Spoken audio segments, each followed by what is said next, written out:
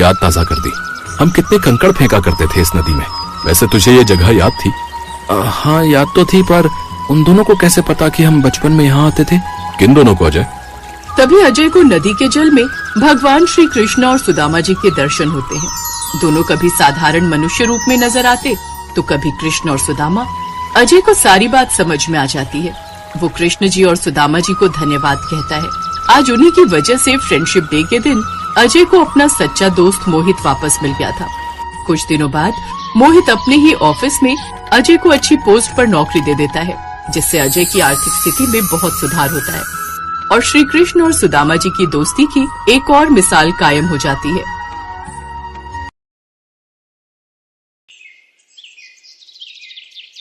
आज से लगभग हजारों वर्ष पहले की बात है, जब भारत में राजाओं का शासन हुआ करता था। ऐसा माना जाता है कि राजस्थान के जयपुर का गोविंद देव मंदिर उसी समय का बना हुआ है। गोविंद देव मंदिर में शुरू से ही पुजारी पूरे दिन भक्ति भाव से भगवान गोविंद देव जी की पूजा अर्चना किया करते, फिर शाम के समय आरती करते और रात को शयन के लिए जाते समय मंदिर का पट बंद करने से पहले भगवान के पास 4 लड्डू रख देते थे। जय गोविंद पुजारी जी।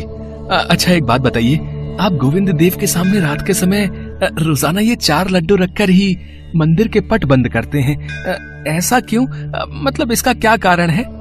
4 लड्डू रखने के पीछे का कारण ये है कि अगर रात के वक्त भगवान गोविंद जी को भूख लग जाए तो वो ये 4 लड्डू खाकर अपनी भूख मिटा सके। मेरे मन के भाव ही कुछ ऐसे हैं कि ऐसा करने से मुझे अलग ही तृप्ति का अनुभव होता है। भगवान तो भक्त के भाव को देखते हैं। भक्त अपने भाव जैसे रखेगा वैसे ही प्रभु उसकी भक्ति और प्रेम रस में डूब जाते हैं। ऐसा क्रम रोजाना ही चलता था। रोजाना ही पुजारी जी गोविंद देव की मूर्ति के समक्ष आरती के बाद 4 लड्डू रखकर मंदिर के पट बंद करते थे। पर एक दिन पुजारी जी ने शाम को भगवान गोविंद देव जी की आरती की, परंतु रात में जब वो शयन करने जाने लगे तो वो लड्डू रखना भूल गए। गोविंद देव लड्डू खाने स्वयं मूर्ति से प्रकट हुए। आज थाली में लड्डू नहीं है, मुझे तो बहुत जोरों की भूख लगी है। यहाँ तो लड्डू है ही नहीं। लगता है पुजारी जी आज लड्डू रखना भूल गए। कोई बात नहीं, पुजारी जी रोजाना तो रख ही देते हैं। आज मैं अपना लड्डू स्वयं ही ले आता हूँ। इसके पश्चात प्रभु श्री कृष्ण ने उसी समय बड़ी बड़ी आंखें और घुंघराले बाल वाले एक छोटे से बालक का रूप धारण कर लिया और मंदिर के पास ही स्थित हलवाई की दुकान पर पहुंच गए। वहां पहुंचकर उन्होंने हलवाई से कहा, बाबा मुझे भूख लगी है, मुझे लड्डू चाहिए। लल्ला पहले ये बताओ कि तुम इतनी रात को लड्डू लेने यहाँ कैसे आए? बाबा मैं यहीं पास में ही रहता हूँ, भूख लगी थी इसी कारण मैं तुम्हारे पास लड्डू लेने आ गया।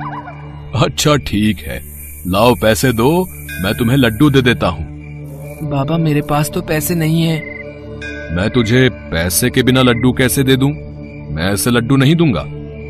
बालक रूपी भगवान कृष्ण कुछ पल सोचने लगे, फिर अपने हाथ में पहना सोने का कड़ा उतार कर हलवाई से बोले, बाबा मेरे पास ये सोने का कड़ा है, क्या तुम इसके बदले में मुझे लड्डू दे सकते हो? तुम ये कड़ा रख लो और मुझे लड्डू दे दो। सोने का कड़ा देखते ही हलवाई के मन में लालच आ गया। सोने का कड़ा? हाँ हाँ लल्ला, इसके बदले में तुम्हें मैं 4 लड्डू अभी दिए देता हूँ। हलवाई ने झट से कड़ा अपने हाथ में लिया और भगवान रूपी बालक को 4 लड्डू दे दिए। उसके बाद गोविंद देव जी ने लड्डू खाए और अपने मंदिर लौटकर वापस मूर्ति में समा गए।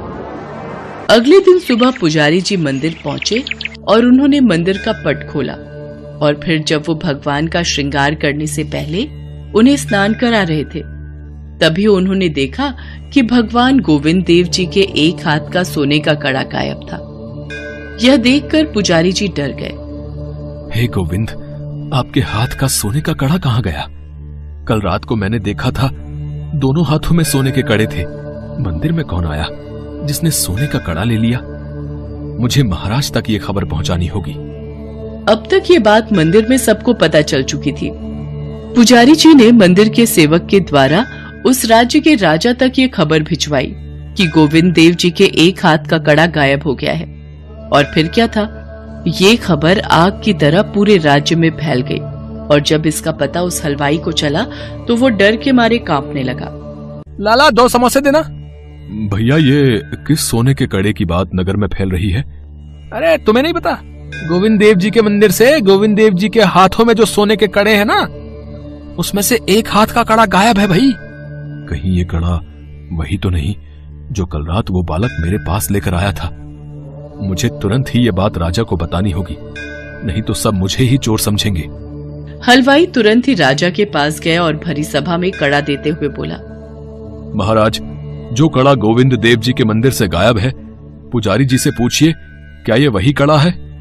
जी महाराज, ये गोविंद देव जी का ही कड़ा है। लाला, तुम्हारे पास ये कड़ा कैसे आया? महाराज, कल रात में जब अपनी दुकान बढ़ाकर घर जाने लगा तो उसी समय मेरे पास एक बालक लड्डू लेने आया था और उसी ने मुझे ये कड़ा दिया था और जिसके बदले मैंने उसे 4 लड्डू भी दिए। 4 लड्डू? हे गोविंद, कल रात मैं आपके लिए थाली में लड्डू रखने भूल गया था। पुजारी जी, आप किस सोच में पड़ गए? कौन था वो बालक? महाराज, वो बालक कोई और नहीं, स्वयं गोविंद देव जी थे। हे गोविंद, हे कृष्ण मुरारी, मुझे क्षमा कर दो, मैं आपके लिए थाली में लड्डू नहीं रख पाया। आपकी लीला अपरंपार है, मैं आगे से ऐसी भूल कभी नहीं करूंगा। पुजारी जी की बातों को सुनकर राजा और सभा में आए सब लोग हैरान हो जाते हैं कि वो बालक कोई और नहीं बल्कि स्वयं भगवान गोविंद जी थे। और ये बात सुनकर हलवाई भी खुद को कोसने लगा कि वो कितना अभागा है जो भगवान कृष्ण गोविंद मुरारी को नहीं पहचान पाया। वो मन ही मन भगवान गोविंद देव जी से क्षमा मांगता है। उस दिन के बाद से आज तक रोज रात को भगवान गोविंद देव जी को शयन कराते समय 4 लड्डू उनके पास रखे जाते हैं।